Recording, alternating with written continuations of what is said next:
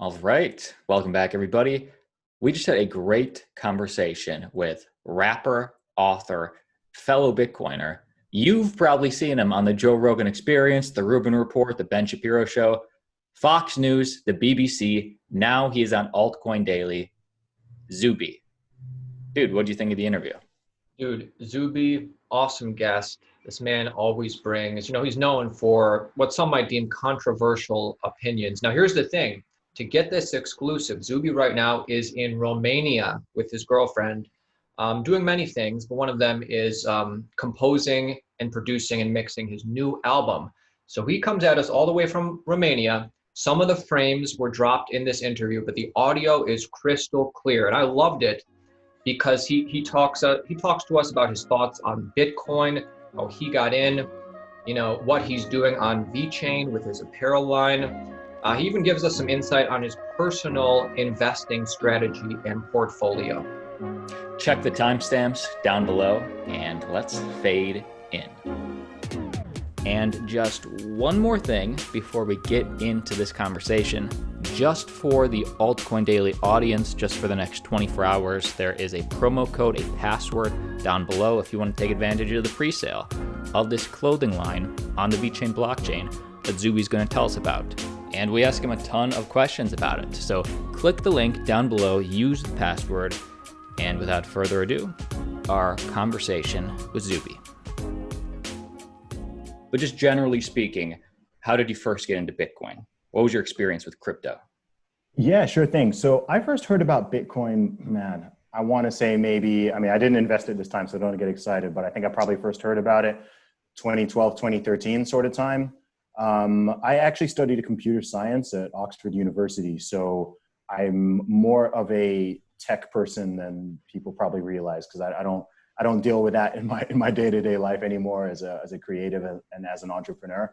But I actually studied, I did computer programming and stuff like that at university. So I've always been interested in computers and tech. I learned stuff about, networking and AI and a tiny bit of cryptography, lots of complex mathematics, all that kind of stuff. So as someone who always kind of keeps their eye on what's going on in the tech world, I just seen the word Bitcoin floated about here and there. I never investigated it properly though until 2017. I don't know exactly what it was that spurred it. I remember seeing a couple friends posting on Facebook about it. I saw people making money off of it or whatever. And I thought, let me look into this thing properly. And it just kind of blew my mind. And I read a bunch of books about it.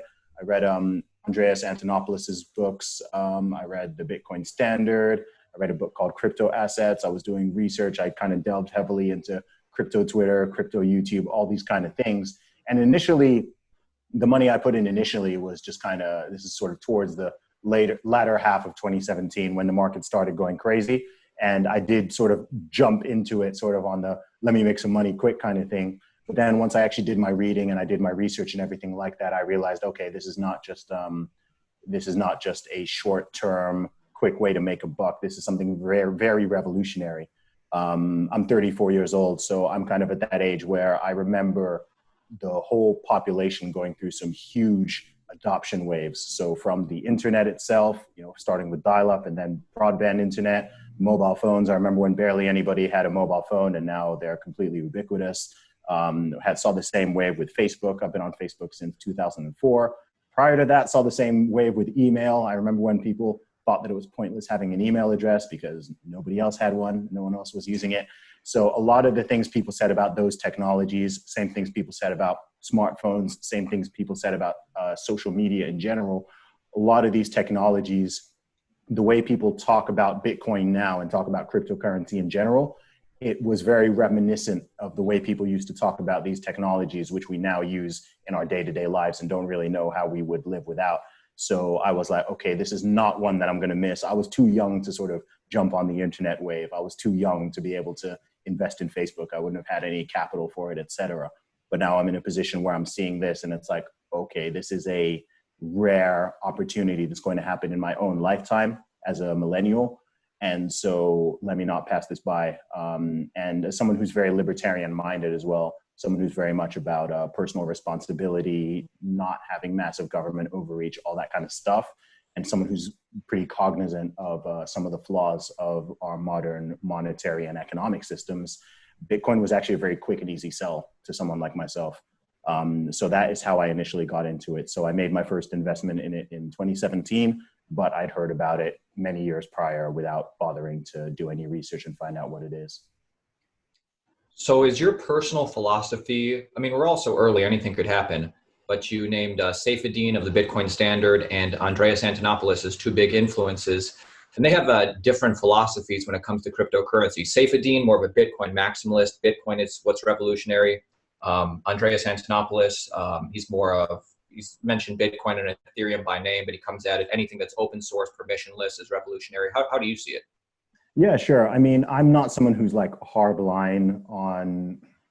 hardline on a couple of things, but when it comes to the crypto world, I'm not super hardline. I'm Bitcoin maximal-ish.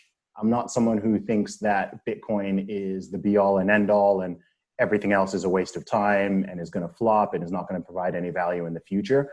I think that probably 98% of the market is, not really going to do anything in the super long term. But I think that there are dozens at minimum and possibly hundreds of crypto projects that I think will have some use in the future. And I think that there will be more to come. So I'm very bullish on Bitcoin itself. I don't think anything is going to supplant Bitcoin. I think Bitcoin is very much its own unique asset and nothing else is going to come and take its place. I think it's way too late for that unless there's some huge black swan event or something like that. But yeah, I think Ethereum has its purpose being something that's Turing complete.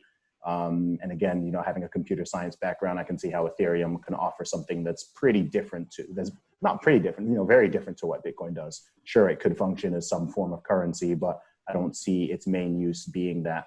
I think the ability to build decentralized apps and things like that, Ethereum's more like a global decentralized computer. It's kind of got the potential for that. So what you can build on Ethereum is different from Bitcoin. I view Bitcoin simply as a currency / store of value, more akin to gold, more akin to, I guess gold is probably the best comparison, but it can also double up like a dollar or a pound.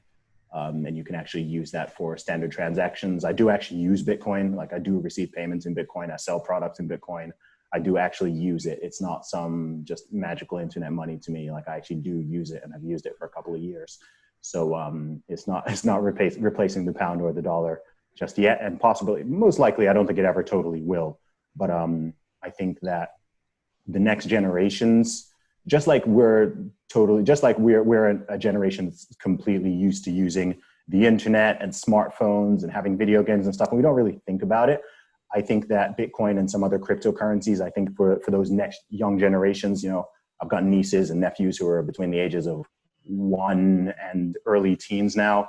And I think that when they're in their 20s, when they're my age and further on, I think that Bitcoin and other cryptocurrencies and blockchain technology in general is just going to be something that's as common and normal as the internet and smartphones and all of that is to us. I don't think that, I think they'll probably look back and wonder how they lived without it, just as people in our generation could look back and kind of wonder how did people do things prior to the internet. I completely agree. I like it. And coming at it from sort of an artist and an entrepreneur point of view, in the short term, what are you most excited for cryptocurrency in 2021? I'll be real, man. Gains. Like I went through the bear market of the past couple months. I've never sold any of my Bitcoin before. So at the worst stage, my portfolio was down 80% at the worst stage. At the bottom of the bear market, my portfolio was down 80%.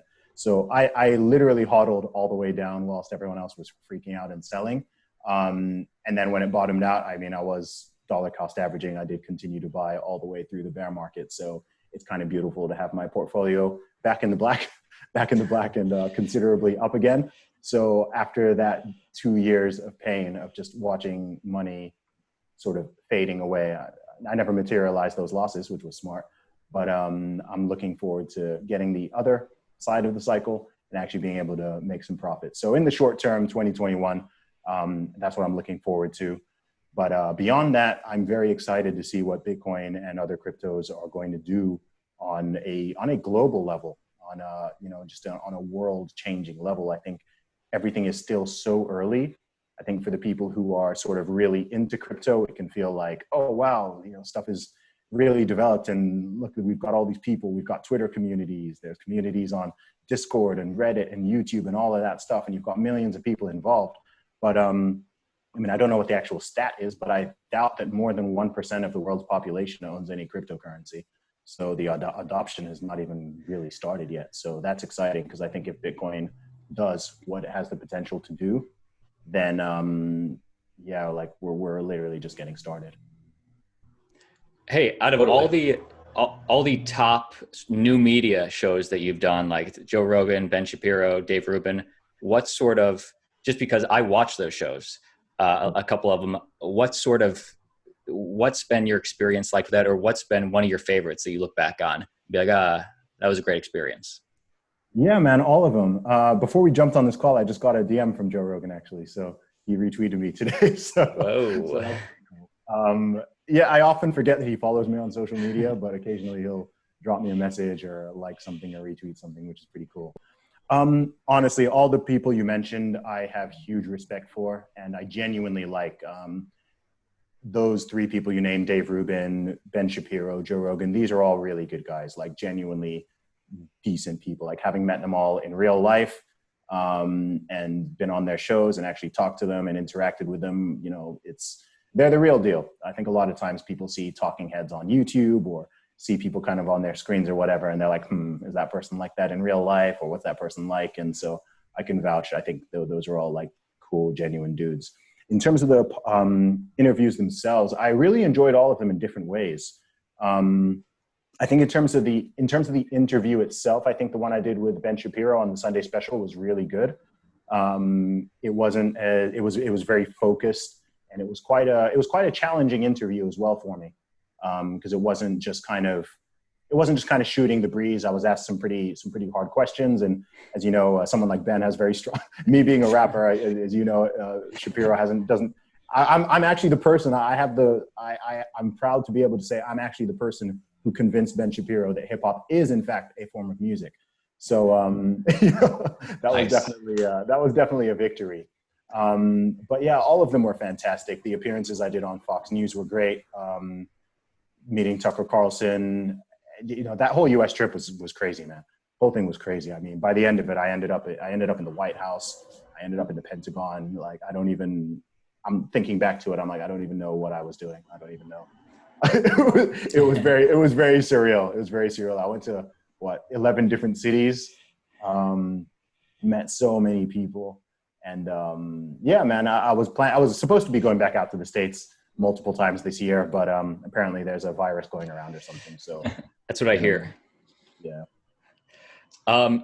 And in my opinion, in the 90s we had Carson, in the 2000s we had Howard Stern. To me and to my friends, it's Joe Rogan. Like, that's what you sort of dream about, getting the call, getting invited on. Could you just like walk us through how you got invited on the Joe Rogan Experience? Okay, sure. So this is going back a little bit. So end of February 2019, I posted a tweet where I was deadlifting 230 kilos, which is 500 and something pounds. Nice. And I tweeted a comment, something like, I keep hearing about how biological men have no strength advantage over women in 2019. So watch me destroy the British women's deadlift record without trying. P.S. I identified as a woman while lifting the weight. Don't be a bigot. So I just tweeted this. I've got a lot of tweets. I've tweeted almost 100,000 times. I just put this tweet out there like I put my other tweets out there, thinking it'll get some LOLs, it'll get some smiley face emojis, it'll get some retweets. Little did I know that I was about to sort of create this huge global international internet moment. And the video went on to rack up millions and millions of views. It got retweeted all over the world. It was talked about on the news. Joe Rogan talked about it on his podcast. And he did a podcast. It was with, who was he with? I think it was with Brian Callen. And they were just talking about this tweet on the podcast. And he pulled out his phone from his pocket and he just said, "Who is this guy? Like, Zuby? I'm going to follow him right now. Shout out to Zuby." And then he DM'd me. And then I actually got invited to, so the previous year in 2018, when Jordan Peterson was doing his 12 Rules for Life tour, I got invited to, Dave Rubin actually invited me to the show in Oxford. So I met Dave there, and we'd been in touch, and he actually invited me to come on the Rubin Report. So I knew I was going to be going out to Los Angeles for the first time. I knew it was planned for September, and knowing I was going out to LA and knowing that Joe's there, I actually just DM'd Joe saying, man, I'm a big fan of your show, etc. If you'd ever want to have me on, like, I'll be in LA in September, let me know. And he was just like, F yeah, brother. Like, let me know when you're here. We'll do it. So that's how that one came about. And then the dominoes just started to fall. Once I was in LA, people just started reaching out to me. The Daily Wire reached out to me, said they wanted me on Ben Shapiro's show. Fox News reached out to me. I think just in LA alone, I think I did like 20 interviews or something like that in a week. So it was just crazy. And then I was out in the US for 11 weeks, and more opportunities just kept coming. So that's sort of how it happened. It was very organic and very, very weird. But it was a big blessing because with my music and everything else, for a long time, I've always wanted to build and develop an audience in the USA. And especially being an independent artist from the UK, I never really knew how to do that. So it's kind of funny that in a very roundabout way, me doing this sort of viral deadlift video ended up being the thing that exposed me to realistically millions of people all over the world. And that's the thing that sort of really opened the door for me to get these opportunities and start building my audience in all of these different countries. So that's why I'm really excited about this next album, actually, because this will be the first album I'm actually releasing since all of this stuff happened. I mean, you have to remember, when I made that tweet, I had 19,000 followers on Twitter. As of today, I think I have 327,000, something like that. So, and that's just on Twitter. So, I mean, my audience in general has gone up by over 500,000 people since I last put out an album.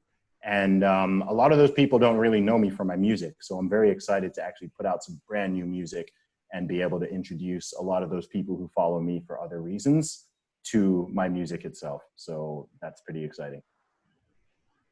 Cool. Yeah, that is really exciting. Congratulations on breaking that record, by the way. Do you still hold the record? Yeah, thanks, man. I mean, it wasn't hard. I unless another person such as myself has identified as a woman and beaten it, then I think it's still intact. If it gets beaten, I'm fairly certain I could take it again. But I don't know. I don't know what the rules are in 2020. It seems to change every year. I would love to know how you got involved with the Bitcoin movement, who I know made these shirts. They're not your line, and how you decided to work with Vechain to make 300, would you call them art pieces or just collectible? Or would you describe your collection? I'd describe it as exclusive limited edition merchandise. I guess you could call any merchandise an art piece technically, but that probably sounds a little bit too contrived. So I'd say limited edition merchandise. So, wow, how did that come about? I think Daryl from the Bitcoin movement, I think he reached out to me, I think initially about doing a couple of sponsored Instagram posts or something like that. So he sent me a bunch of t-shirts and they wanted me to take some photos and post some stuff. And then we stayed in touch. We started following each other on social media and, developed a bit of a relationship there. And then I think he just floated the idea of doing some kind of exclusive collection, and I was like, oh wow, that would be really cool. So we started going back and forth about some ideas on emails. We sketched out some different designs and things like that, and he came up with the idea of embedding the NFC chips in them so that we could combine merchandising and something in the real world, which I have a lot of experience with. I have a big Team Zuby merchandise line, and combining that with the passion for Bitcoin and actually putting it on the blockchain, so that when people scan their product, whether it's a t-shirt, a hat, or a hoodie, they can actually see that, not just verify that it's an authentic part of the collection, but they can also see what number piece it is. So for example, if you get cap number 5, you'd scan that on the app and it'll actually show you have number 5 out of 150. And that'll go across the board. So, and Vechain is the technology that's being used to do that. So as far as I know, this is actually a first of its kind in the world. This collection that we're going to launch has no one's actually done this before. So it's very groundbreaking, and it's a little bit futuristic. It's something that's a little bit different. I've done limited edition merch in the past, but it's never had any technology embedded into it. So I love the opportunity to combine a whole bunch of things that I'm really passionate about. So my music, merchandising, Bitcoin, technology, I just love being able to combine all those things. So the idea gets me pretty hyped. But only 300 pieces of apparel, dude. You have an audience of, 1 million people. Yeah, hopefully it'll sell. Hopefully it'll sell out quickly. We just got to make sure we promote it well to all of them. But people are already joining the waiting list. So yeah, nice. Our audience is going to scoop them all up, honestly. Yeah, man, that'll be fantastic, man. And the items themselves are really dope. Like I'm huge on merchandise. Like I've been into I released my first album in 2006, and I think like I made my first piece of merchandise at the exact same time. I used to just have these T-shirts that said "I'm down with Zuby, are you?" They actually used to be really popular in my university. So in my university, people would just walk around wearing those. And then from there, I mean, I don't know if you guys know, I actually used to, before I started sort of promoting my stuff online more, I used to actually just firstly started out selling my CDs on the streets of the UK. I did that for many years. That's how I primarily made my income when I first became a full-time rapper. And then I used to do pop-up shops all around the country. So I used to go to shopping malls all over the UK and set up stands with my T-shirts, hats, hoodies, all my merchandise, my CDs, everything like that. And I used to just hustle, just do that real world hustle day in, day out. And that's really how people initially knew me prior to the sort of internet wave of popularity that happened last year. So, yeah, so just to say, I'm hugely in my merchandise game. You can probably see the hat right there. So, yeah, man, Team Zuby all day long. So I'm very excited about it, man. And I guess from we were getting some questions from the audience, and one of them was, what is specifically an NFC, and what's to stop somebody from taking a chip and putting it on a fake? So like, what is the revolution with NFCs? Yeah, sure. NFC stands for near field. Wait, one second. What does NFC? I feel like it's near field. Is it near field communication? Something like that.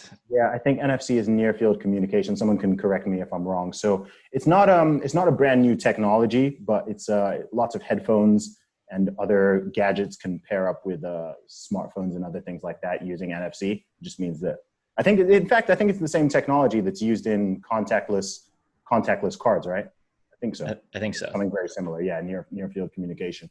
So, so sorry, what was the second question? What would stop someone from? Like the skeptics would say, oh, but I can just take this chip and put it on a hoodie that says Team Zuby that I made. So. Oh, okay. Well, I mean, they wouldn't be able to get the chip. I mean, I guess you could cut a chip out of an original one and put it in a fake one, but I don't know why anyone would want to do that. There's only 300 of the chips that are going to exist. So unless you get one of the original products, you can't get a chip. You can't just throw some random NFC chip in there because it won't get verified by the app. So it would tell you that it's a fake. For sure. And also I was talking to Daryl, and I was legitimately trying to understand, which is easy once you sort of discuss it, but it doesn't make something 100%, if something doesn't have the chip, then it's not verifiable, but the chip is just that added extra layer of, okay, can we verify this and we can know it's part of this collection. Yeah, exactly. It's like I said, I mean, I've done limited edition T-shirts and hats, etc. before, and in theory, yeah, someone could really go out of their way and make a reprint or a copy of any limited edition merchandise. People make fake stuff all the time. I mean, I'm not at the level yet where I sort of worry about people faking my merchandise. I'm not on the sort of Rolex, Louis Vuitton kind of level. Yes, you are. Massive issue. But maybe in the future, the Team Zuby merchandise brand will be at that level where there's whole factories in China that are, fraudulently making my stuff. But as they say, when you're becoming successful because you get new problems. So if that ever becomes a problem, then we'll cross that bridge when we get there. And how did you choose Vechain as opposed to Ethereum? Or is Vechain the only game in town to do this now? That is a fantastic question. Daryl from the Bitcoin movement chose Vechain. I do actually like Vechain. I'm familiar with Vechain myself. I That's one of the coins that I was really looking into, especially early 2018. And I've seen how the project has developed. And that's a great example actually of a crypto asset, which I think has very real world applications. And this is literally what we're doing, you know, being able to verify, prove the authenticity of products and things like that. That's not something that you directly use Bitcoin to do. So having something like Vechain, I think that's a fantastic way that the technology can be implemented. And that's literally what we're doing. So for anyone who's out there sort of thinking like, oh, you know, blockchain technology, it sounds cool, but it has no purposes, or everything's just, it's all digital tulips or whatever. It's like, no, this is a real world application of it. This is solving a real world problem. And for the collection, we're using it not to solve some gigantic issue, but it's a great example of how the technology can actually be used. It could be implemented in the future. So I'm very happy to be sort of, I guess, a pioneer in that regard. I think what we're doing is groundbreaking, man. It's awesome. Definitely. And you mentioned one of the things that you're most looking forward to in 2021 is your crypto portfolio getting gains. Could you give us a little bit of insight on what your crypto portfolio looks like, or maybe how you think about it, your strategy when investing in crypto? Yeah, man. Well, I used to be very heavily into a lot of altcoins because, like I told you, the time I joined was when this stuff was just crazy. When I saw when, you know, Neo was approaching $200 and Icon was $12 and Ethereum was $1,400 and everything was just going bananas. So I used to be very heavily into altcoins. And then during the bear market, I realized quickly that I need to consolidate into Bitcoin, because Bitcoin was the one thing that, regardless of the price level, I felt very comfortable holding. So even if the price of Bitcoin tomorrow were to drop 5 Gs, I'd still be happy knowing, okay, I still have X amount of Bitcoin. Whereas with some of the other ones, I'm like, I don't know if this is something I'd be comfortable to hold for, you know, 5 years, 10 years plus. But with Bitcoin, I'd be happy to bury my Bitcoin in the ground and come back in 10 years time and see how much it's worth. I don't know about all the other ones. Maybe Ethereum, I could do that, but the others, I'm not so sure. So I'm like, to give a number, I'm about 80%, 80 to 85% in Bitcoin. And then the other 15% or so is in like four or five different altcoins. And that's how I plan to stay at least, I think at all times, I'm probably going to always, no matter what, always stay at least 70% in Bitcoin in terms of my crypto portfolio. I kind of I learned in the last bear market not to not to go too crazy. And, you know, I got caught up in I also was part of the whole, when there was the ICO wave and all the ICOs were going crazy and everything like that. So I'm very glad I saw that. It was a real baptism by fire. 2018, 2019 was just brutal. Brutal. I've never lost so much money so quickly in my life. But I now look forward to being able to make so much so quickly. Yeah, I think things are going to get bigger and bubblier than 2017, because, I mean, it seems like the plumbing and infrastructure has 100x'd since then. People's ability to evaluate different crypto projects has not really. I mean, everybody's coming in a little smarter, understanding that Bitcoin is definitely revolutionary, but they're definitely not coming in thinking like, Bitcoin maximalists do. So I think things are going to get bigger and bubblier. Yeah, I agree, man. And I think that, I mean, serious people are investing in Bitcoin now. Like I know Jack Dorsey's put serious money in it. I know Grayscale's put very serious money in it. You've got like banks are now investing in it. What's his name? Michael Saylor and his capital group, MicroStrategy. Yeah, that's the one. I mean, very serious people are placing big bets on Bitcoin. And yeah, I think something I've learned over the years is, and this is part of why I got into crypto, sort of circling back to one of the earlier questions you asked me, is if a lot of very, very intelligent people are paying attention to something and are really, really interested in it and are especially putting their money into it, you should probably pay attention. It doesn't always mean that they're going to be right, but if you're seeing a number of very, very successful, very, very wealthy, very, very intelligent people who are paying attention to something, there's probably something there.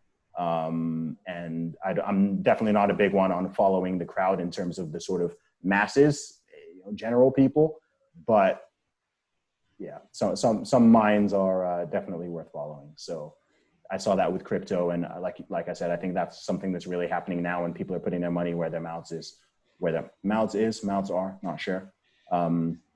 So yeah, it's exciting, man. We'll see, man. I think 2021 is going to be a big year, but for me, man, I'm in this for like long term. When I started in putting some funds into this in 2017, I was like, all right, I'm in this for like, I'm looking 10, 15 years down the line. I'm looking at this thing like, okay, what's this thing going to be at when I'm 45? What's this thing going to be at when I'm 55?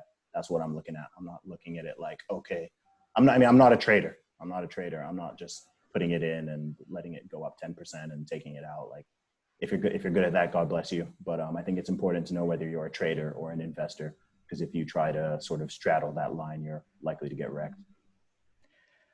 I agree. And in our final 5-10 minutes, Zuby, if you'll indulge us, we have sort of like a hodgepodge of some audience questions, some random stuff. All right, cool. What's one song you wish you could have written? Like you relate to so hard. You're like, that would be cool if I did that. I'm Not Racist by Joyner Lucas. I love that one. Yep. I wish I wrote that song. Every time I hear it, I'm like, I wish I wrote that and I could have written that.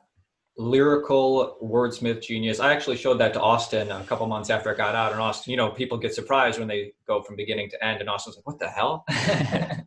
Yeah. Have you ever come in contact with Joyner Lucas in your? No, I haven't. I haven't had any contact with him. I've met a bunch of awesome rappers, but I haven't met nor spoken to Joyner. What is your personal style when it comes to rapping and music making?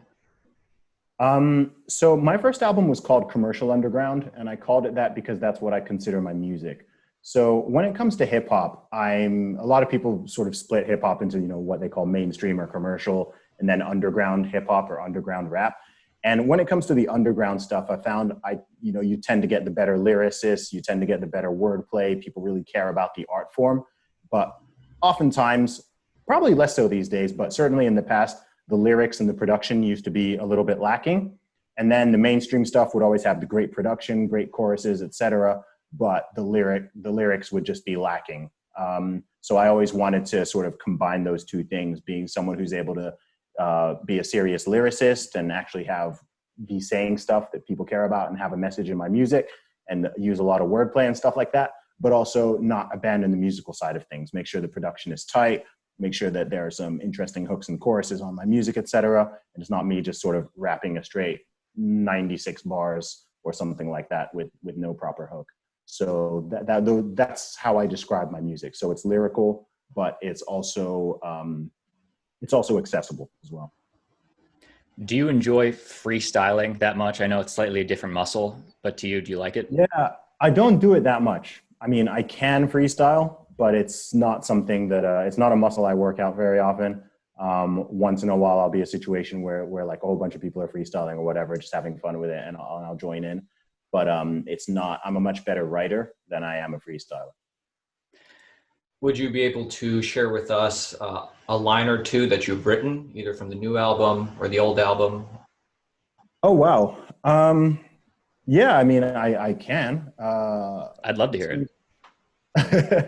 Off the new album, like I've been writing so quickly that I haven't memorized stuff off of it. But any particular song? I mean, I've got so many songs. I don't know. Whatever one's the best.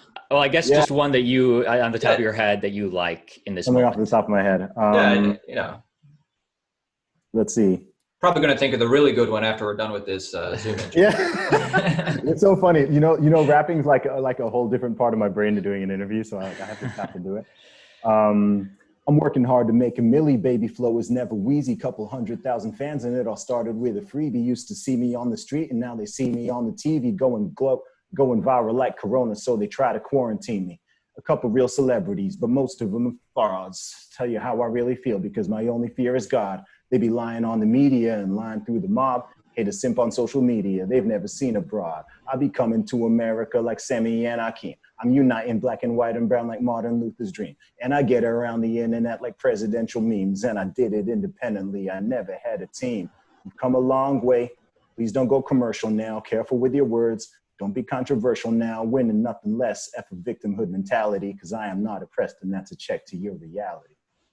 Boom. That reminded me of like put that on a like Run the Jewels beat. That's what I was thinking of.